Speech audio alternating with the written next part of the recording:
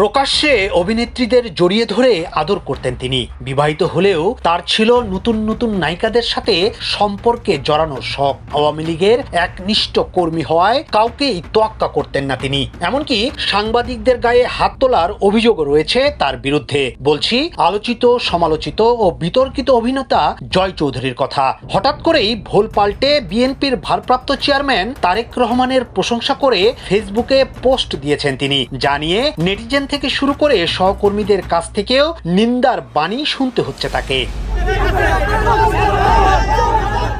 মিডিয়ায় আসার পর কখনোই বিএনপিকে নিয়ে কথা বলেননি জয়। তার চলাফেরা ও উঠাবসা ছিল আওয়ামী লীগ ঘরানার সবার সঙ্গে। এমনকি আওয়ামী লীগের বিভিন্ন নেতাকর্মীর সঙ্গে বিভিন্ন অনুষ্ঠানে সরব উপস্থিতি ছিল তার। নির্বাচনী প্রচারণা থেকে শুরু করে বিভিন্ন সময় মুজিব কোড পরিহিত অবস্থায় আওয়ামী লীগের র্যালি সহ নানা আয়োজনে অংশ নিয়েছিলেন তিনি। তাই বিএনপিকে নিয়ে জয়ের পোস্টে অনেকেই বিভ্রান্ত।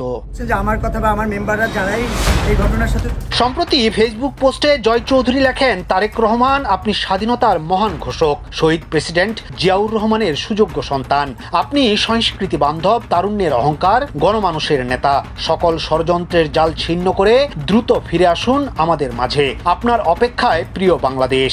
তার এমন পোস্টের নিচে নেটিজেনরা ব্যঙ্গাত্মক মন্তব্যে ভাসিয়ে দিচ্ছেন। কেউ বলছেন হঠাৎ সুর বদলানো বন্ধ করেন, কেউ বলছেন নতুন করে সুবিধা নিতেই এমন ফেসবুক পোস্ট করেছেন তিনি। শুধু তাই নয়, জয় চৌধুরীর দীর্ঘদিনের সহকর্মী আরেক অভিনেতা সাইফ খান পোস্টের মন্তব্যের ঘরে জয় চৌধুরীর আওয়ামী লীগের সঙ্গে সংশ্লিষ্টতার স্ক্রিনশট প্রকাশ করেছেন। এ বিষয়ে দেশের একটি গণমাধ্যমকে সাইফ জানান, জয় বিভিন্ন সময় সরাসরি আওয়ামী লীগ থেকে সুবিধা নিয়েছেন। হঠাৎ করে তার রূপ বদলে হতবাক হয়েছেন তিনি। দলের বিপদের মুহূর্তে তিনি কিভাবে খোলস বদলাতে পারে রাজনৈতিক পরিচয় দিয়ে একের পর এক সুবিধা নিয়ে এখন ভোল পাল্টানো বিষয়টা মোটেও সুবিধার দেখছেন না এই অভিনেতা।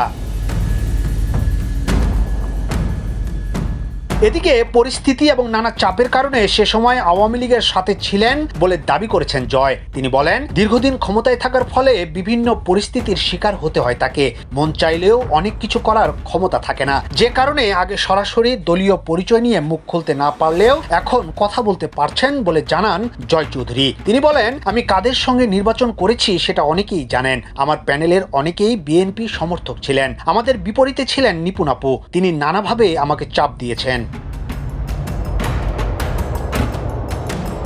প্রেম প্রীতির বন্ধন, অমানুষ হলো মানুষ, আজব প্রেম সহ বেশ কয়েকটি সিনেমায় অভিনয় করেছেন জয়। শেষবার চিত্রনায়িকা অপু বিশ্বাসের সঙ্গে পর্দায় দেখা গেছে তাকে, কিন্তু একটি সিনেমাও তার আলোর মুখ দেখেনি। তবে তিনি প্রতিটা ক্ষণ আলোচনায় ছিলেন শিল্পী সমিতির নির্বাচন ঘিরে আর নায়িকাদের সাথে কোলাকুলি করে।